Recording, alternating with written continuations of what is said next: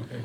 So Ben is actually located in DC, but he's out for the week as we're doing our county tours. And Joe's right here from the local area. Thank you. So did you get your budget all finished up? Yes, we did. Yes.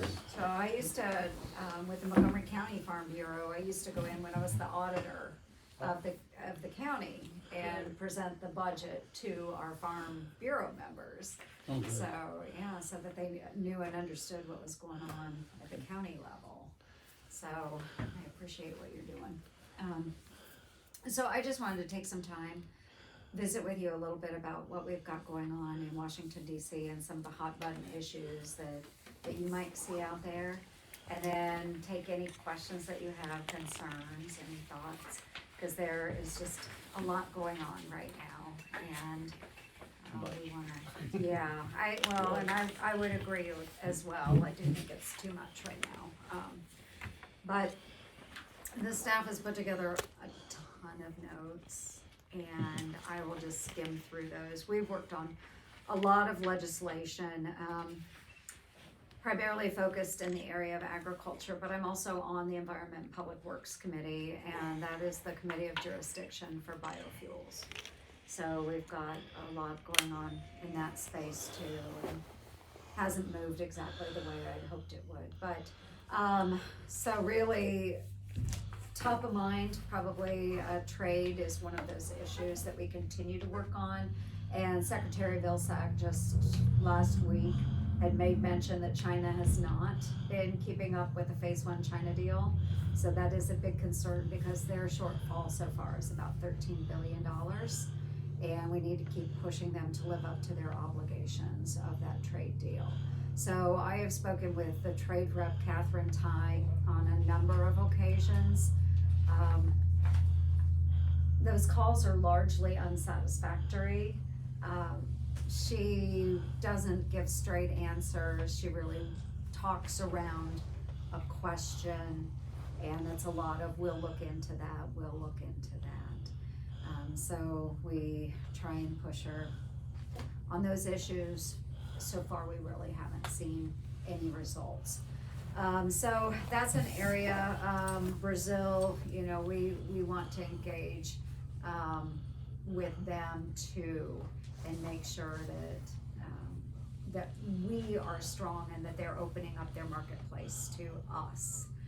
We see a lot of imports coming in from that area, and yet it's not reciprocal. So a lot of concerns. In the area of biofuels, I know that you've heard that the administration is going back and reopening the finalized 2020 RVO rule, and that's disappointing. There are rumors too that we could see that with maybe 2022, perhaps even in the future, we could see reduced RVOs. So we will keep pushing the administration on this, and whether I'm on a call with someone from the White House, the EPA, so forth, we push renewable fuels. It is so important to us. And for those of them in the administration that want to see a climate agenda out there, this plays so well into that. We know that we can reduce emissions immediately if they'll just utilize the product. But a lot of what they're pushing is really focused very much on electric vehicles. So the Small Business Administration, they are working on economic development priorities for the upcoming years. And so they talk a lot about sustainability in the various types of programs and grant opportunities that exist out there. And so I was able to go in and question the SBA on what they consider sustainable type programming. And does that include biofuels? And again, I couldn't get a straight answer from them. It should be easy to say, yes, it does, because we know this is a clean energy source. But for whatever reason, they do not want to include biofuels. So we have some work to do in that area. A little bit about EPA and what we've seen there. We had a call with Administrator Regan the other day, actually, Chuck Grossley and I were on that, Roger Marshall, and Mike Braun of Indiana was on it as well. And we brought up the issue of atrazine, glyphosate, and dicamba. And the EPA is pretty darn firm on this. So we can expect some significant changes coming forward. And it'll be phased out, but it's really disappointing because we have so many soybean farmers that are really reliant on a number of products that the EPA sees as very harmful. And their excuse is that, well, this should have been done 10 years ago. That's not helpful for us right now. So anyway, we've had those discussions, but I don't see us getting very far there. Also, in the Environment and Public Works Committee, we're working on WRDA 2022. And we had a number of members from the Corps in front of our committee a couple weeks ago. And one of the priorities that we have is the Lock and Dam 25 that is on the Mississippi, and being able to modernize and update that system. And they did say that is a priority that they have. So that was really encouraging to hear that from them. And it was said in a public hearing, so it's on the record. But then also NESP, the Navigation and Ecosystem Sustainability Program. We asked them to prioritize that. And as I put my priorities forward for the chair and ranking member, that was one thing that I asked to have included. Proposition 12, I don't know if you paid attention or any of you hog farmers. So Proposition 12 out in California and the compliance with that.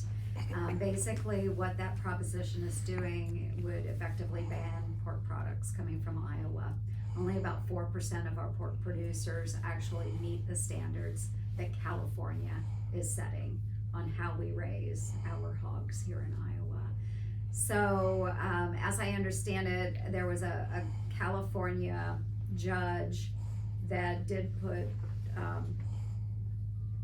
I can't remember how it was worded, but they put a pause on it and said they couldn't implement Proposition 12 until 6 months after the rules were finalized for Proposition 12, which is good because then it buys us time to see if the Supreme Court is going to take up the case. And we should know that here, February 18th, I think, is the next convention they have to take up and make decisions on those issues. So we've bought a little bit of time there, but we really need the Supreme Court to take it up and hopefully slap it down. It's really unfair. We don't tell California how to raise their almonds or produce their wine. So they shouldn't be telling us how to raise our pork products. So I'm going to stop there. We could really go on. I've got a lot of notes, but I'd just rather hear what's going on in your space and where I could be helpful. Thoughts? As Secretary of Ag with renewable fuels, has he gotten on board with any support, or? The last I knew that he was pretty, I take that as a no. pretty antagonistic. And there's no media present, so He was- you're okay. he was- Hi. Be careful. He was actually pretty antagonistic towards, if that's the right way to say it. Yeah, I would say that. We, at the beginning of, it's been at the beginning of this administration, for whatever reason, the Ag Committee decided to have an informal committee meeting. Meaning it was just closed door, all of the members were there. And the secretary came in and we all got to ask questions. But it wasn't a public forum, and so it was all off the record. So that was off the record. But we asked a lot of questions, of course, coming from Chuck Grossley, from me, from Amy Klobuchar too, asking